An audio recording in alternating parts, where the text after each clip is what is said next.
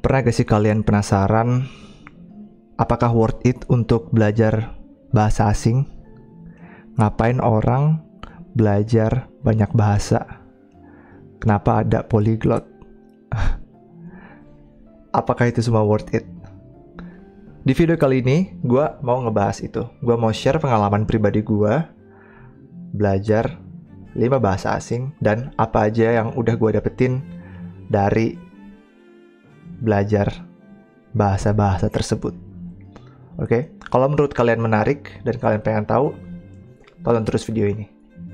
Oke, jadi ini adalah sebuah presentasi yang gue buat sebenarnya untuk suatu language learning community. Jadi waktu itu gue diundang untuk sharing tips belajar bahasa asing. Tapi di sini gue akan ngebahas lebih detail tentang manfaat belajar bahasa asing, manfaat yang udah gue dapetin. Yang pertama mungkin perkenalan dulu kali ya, ngapain lu dengerin gue gitu. Jadi ya gue Alfi, gue itu polyglot karena terpaksa. Gue bisa banyak bahasa asing itu karena terpaksa. Gue udah pernah mempelajari 5 bahasa yang berbeda. Dan ya gue pernah hidup di 3 negara berbeda. Dulu gue kuliah dan sekarang gue bekerja di luar negeri. Itu latar belakang gue. Nah, sekarang langsung aja kita masuk. Gak usah banyak basa-basi. Language with benefit. This is a story about the language that I've learned and what benefit I have gained from them. Alright? Jadi, gue pengen tekanin ketika gue belajar suatu bahasa atau belajar sesuatu apapun, gue selalu punya mindset apa untungnya buat gue. Untuk apa gue belajar hal ini? Apakah ini bakal memberikan manfaat bagi gue? Ada yang namanya ROI, return on investment ya.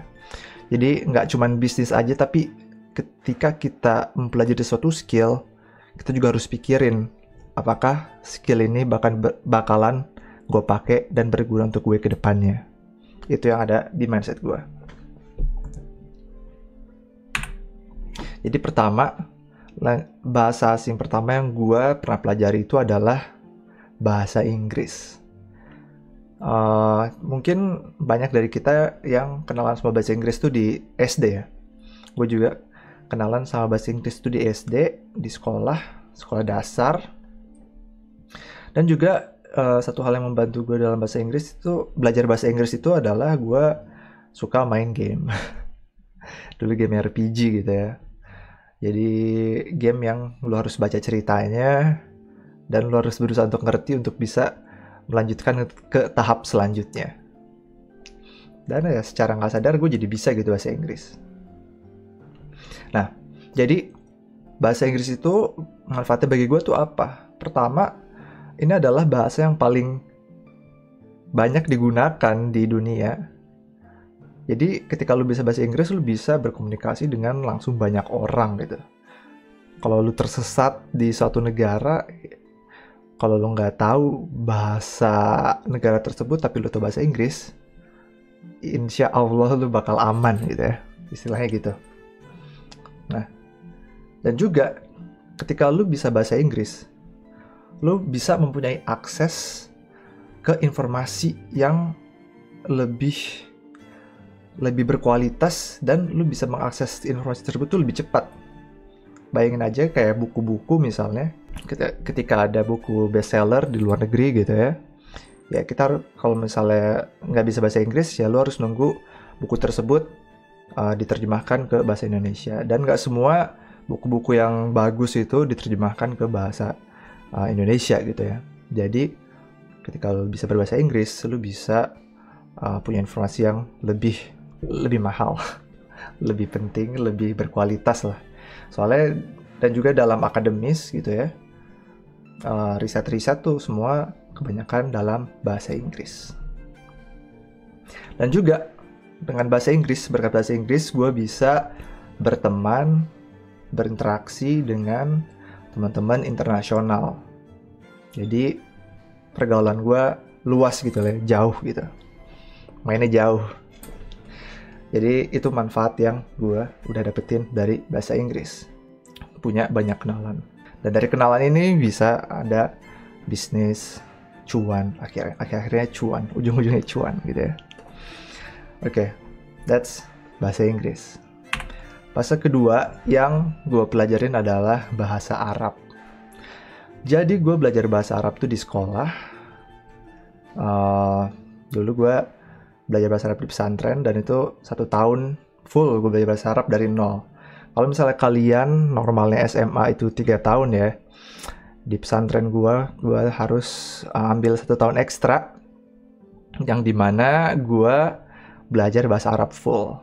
Karena di pesantren gue waktu itu unik, semua pembelajarannya pakai bahasa Arab. Emang Masya Allah lah. Dan kenapa bisa 1 tahun lancar gitu? Itu karena faktornya adalah benar-benar immersion gitu ya. Kita ada di lingkungan yang memaksa kita untuk bisa belajar untuk berbahasa Arab. Dan banyak teman-teman berbahasa Arab gitu. Banyak teman praktek. Makanya bisa cepet. Nah, apa manfaatnya gue belajar bahasa Arab? Tuh gue bisa ngerti lebih baik teks-teks yang berhubungan dengan agama gue, agama Islam, dalam bahasa Arab. Al-Quran itu dalam bahasa Arab, hadis originalnya dalam bahasa Arab. Dengan mengerti bahasa Arab, kita bisa lebih mengerti Islam. Jadi itu menurut gue sangat-sangat penting gitu. Dan ya, menurut gue itu sangat-sangat bermanfaat sih.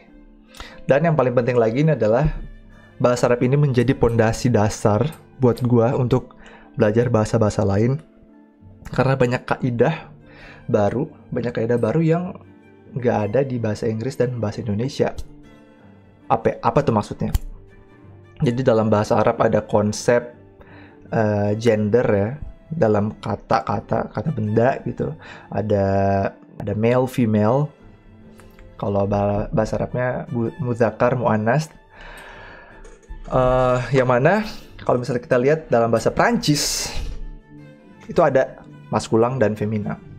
Jadi konsep-konsep ini berkat gue bisa belajar bahasa Arab, itu gue ada dasarnya yang memudahkan gue untuk mempelajari bahasa selanjutnya, itu bahasa Prancis.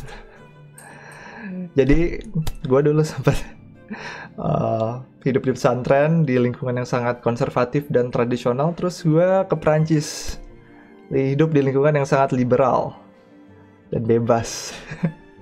Sangat unik memang hidup saya. Jadi kenapa gue tiba-tiba belajar bahasa Prancis gitu? Jadi dulu gue punya cita-cita untuk ke Eropa. Karena gue dulu ngefans sama yang namanya Maudy Ayunda gitu ya.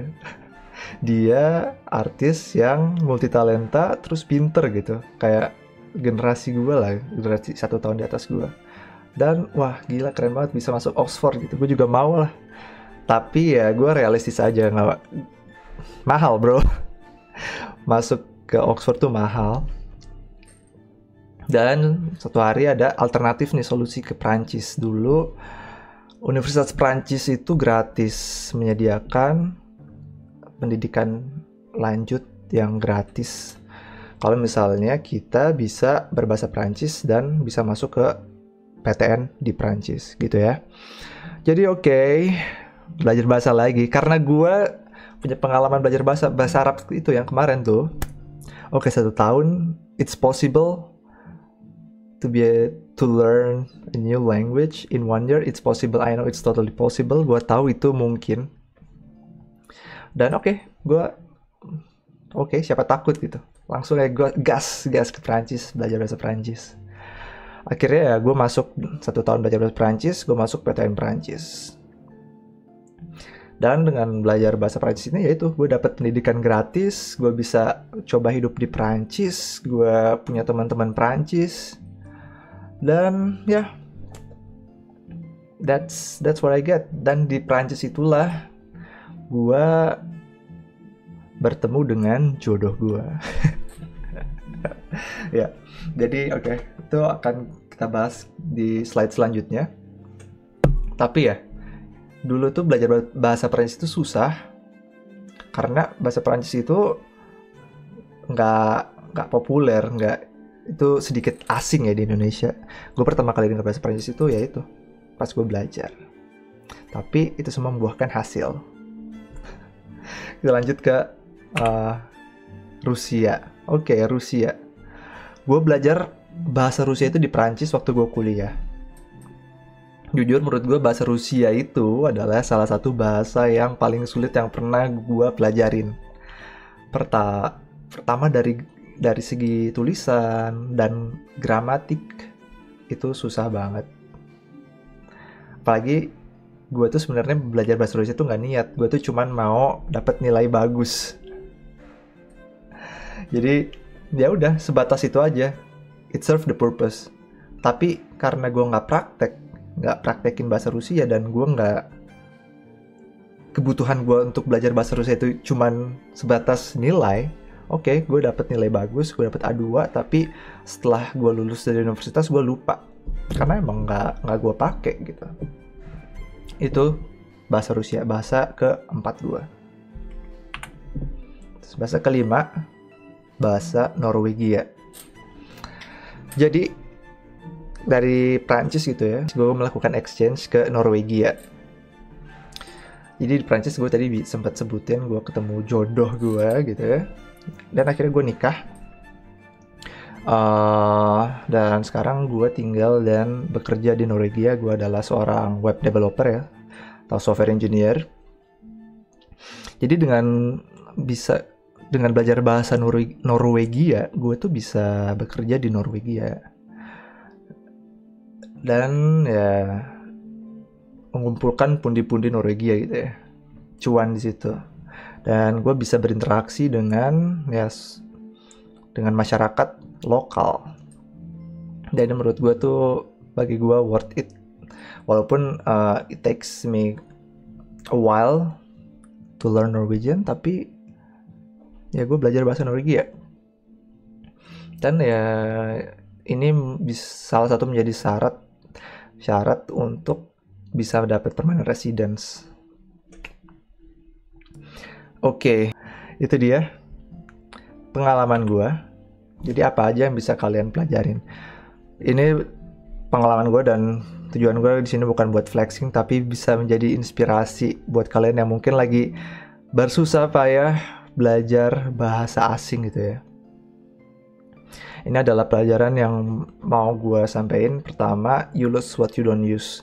Kalau misalnya kalian belajar bahasa tanpa punya tujuan yang jelas, dan kalian gak akan pakai bahasa itu, kalian bakalan lupa. Gue jamin bakalan lupa kalau gak kalian pakai. Dan satu pelajaran lagi, jangan takut untuk belajar hal baru. Jangan takut untuk belajar hal baru. Tanemin dalam diri kita bahwa kita itu bisa kok belajar. We are capable of learning. Dan jangan lupa punya growth mindset. Soalnya apa? Mungkin ada di antara kita yang bilang, gue gak bakat belajar bahasa asing, gue gak bakat belajar bahasa. Itu belajar bahasa itu semua orang bisa, cuman butuh effort aja.